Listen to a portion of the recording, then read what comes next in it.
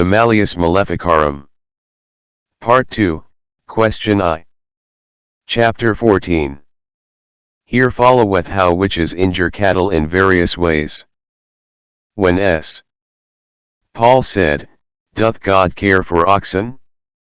he meant that, though all things are subject to divine providence, both man and beast each in its degree, as the psalmist says, yet the sons of men are especially in his governance and under the protection of his wings. I say, therefore, if men are injured by witches, with God's permission, both the innocent and just as well as sinners, and if parents are bewitched in their children, as being part of their possessions, who can then presume to doubt that, with God's permission, various injuries can be brought by witches upon cattle and the fruits of the earth, which are also part of men's possessions. For so was Job stricken by the devil and lost all his cattle. So also there is not even the smallest farm where women do not injure each other's cows, by drying up their milk, and very often killing them. But first let us consider the smallest of these injuries, that of drying up the milk.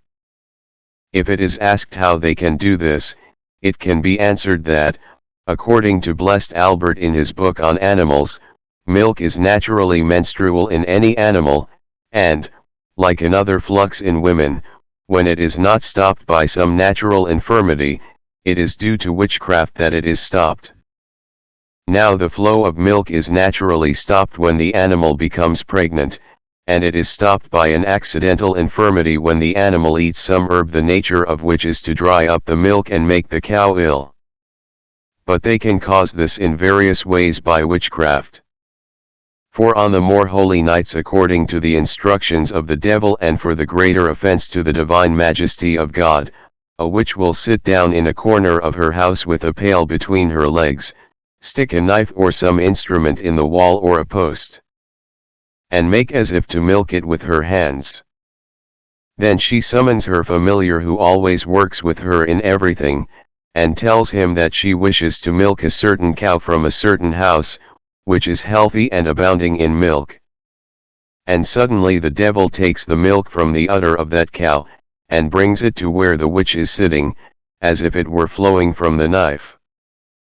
But when this is publicly preached to the people they get no bad information by it, for however much anyone may invoke the devil, and think that by this alone he can do this thing, he deceives himself, because he is without the foundation of that perfidy, not having rendered homage to the devil or abjured the faith.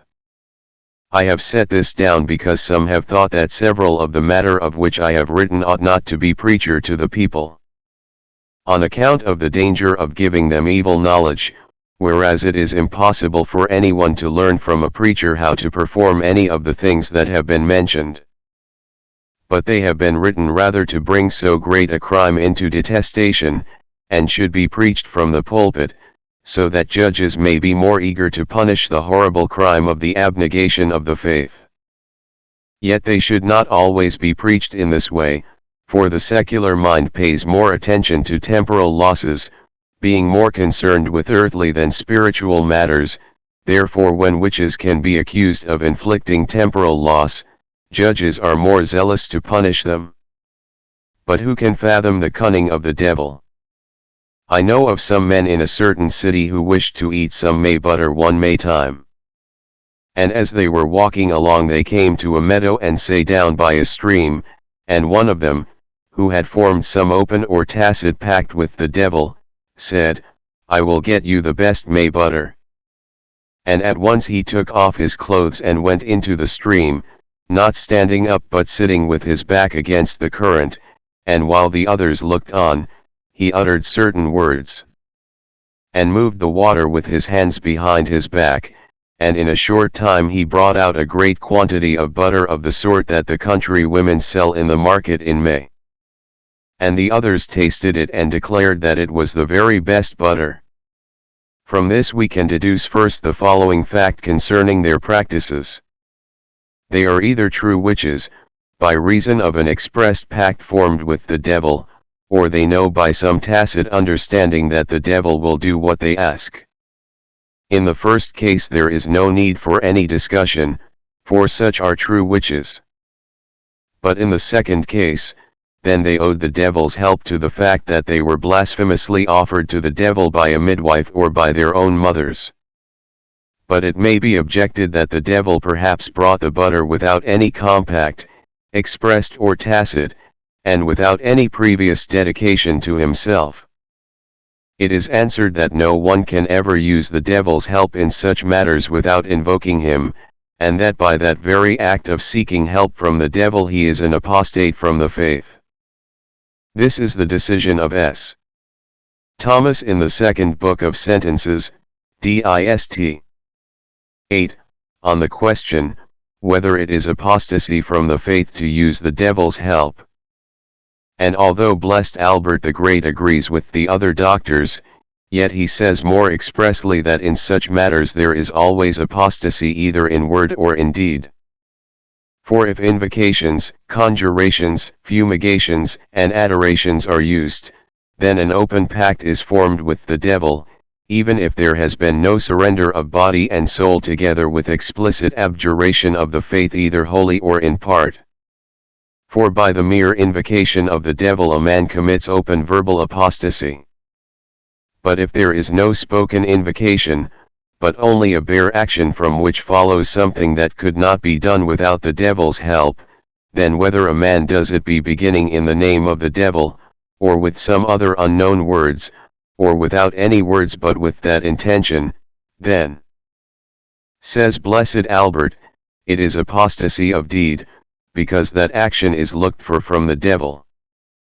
But since to expect or receive anything from the devil is always a disparagement of the faith, it is also apostasy.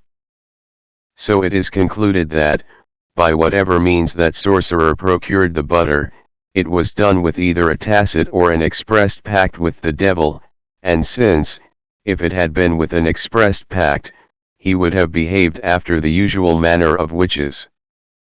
It is probably that there was a tacit or secret pact, originating either from himself or from his mother or a midwife. And I say that it arose from himself, since he only went through certain motions, and expected the devil to produce the effect. The second conclusion we can draw from this and similar practices is this. The devil cannot create new species of things, therefore when natural butter suddenly came out of the water, the devil did not do this by changing the water into milk, but by taking butter from some place where it was kept and bringing it to the man's hand. Or else he took natural milk from a natural cow and suddenly churned it into natural butter, for while the art of women takes a little time to make butter, the devil could do it in the shortest space of time and bring it to the man. It is in the same way that certain dealers in magic, when they find themselves in need of wine or some such necessity, merely go out in the night with a flask or vessel, and bring it back suddenly filled with wine. For then the devil takes natural wine from some vessel and fills their flasks for them. And with regard to the manner whereby witches kill animals and cattle, it should be said that they act very much as they do in the case of men. They can bewitch them by a touch and a look, or by a look only, or by placing under the threshold of the stable door, or near the place where they go to water, some charm or periapt of witchcraft. For in this way those witches who were burned at Ratisbon, of whom we shall say more later on, were always incited by the devil to bewitch the best horses and the fattest cattle. And when they were asked how they did so, one of them named Agnes said that they hid certain things under the threshold of the stable door.